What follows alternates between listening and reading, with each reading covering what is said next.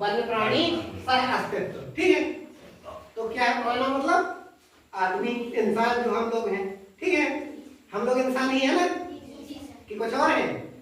इंसान है ना। वन्य प्राणी मतलब जानवर। ठीक है, जंगली जानवर। तो मानव और वन्य प्राणी, ठीक है, सह अस्तित्व मतलब कि एक साथ कैसे रह सकते हैं। ठीक है, जैसे जंगल है तो वो किसके लिए है? जंगली जानवरों के लिए, उनका घर है। जैसे हमारा गांव किसका घर है?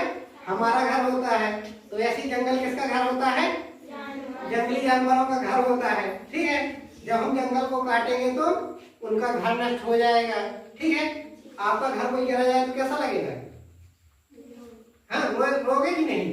तो ऐसे जब आप लोग जंगल काटने जाते हो, आपके पापा लोग जाते हैं, तो जब जंगल काट देते हैं तो पेड़ काट देते हैं तो क्या होता है? पेड़ में बहुत सी चिड़ियों के घोंसले बने रहते हैं, बने रहते हैं कि नहीं? और बहुत से जंगली जानवर रहते हैं तो उनका घर मिट जाता है, तो उनको भी बुरा लगता है।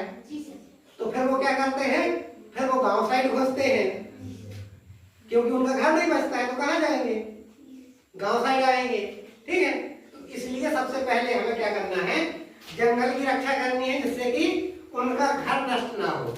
ठीक है, तो जब जंगल में जानवरों का घर नष्ट नहीं होगा तो वो हमारे घर साइड नहीं आएंगे। ठीक है, उनको जंगल में बढ़िया खाने को मिलना चाहिए।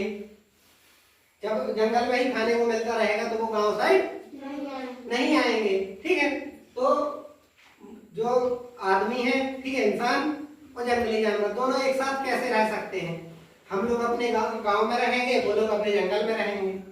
ठीक है, और जब हम लोग उनकी रक्षा करेंगे, उनके घर को बचाएंगे तो वो लोग गांव में नहीं आएंगे। ठीक है, तो इससे दोनों लोगों का जीवन चलता रहेगा, जंगली जानवरों का भी चलेगा और अपना भी चलेगा।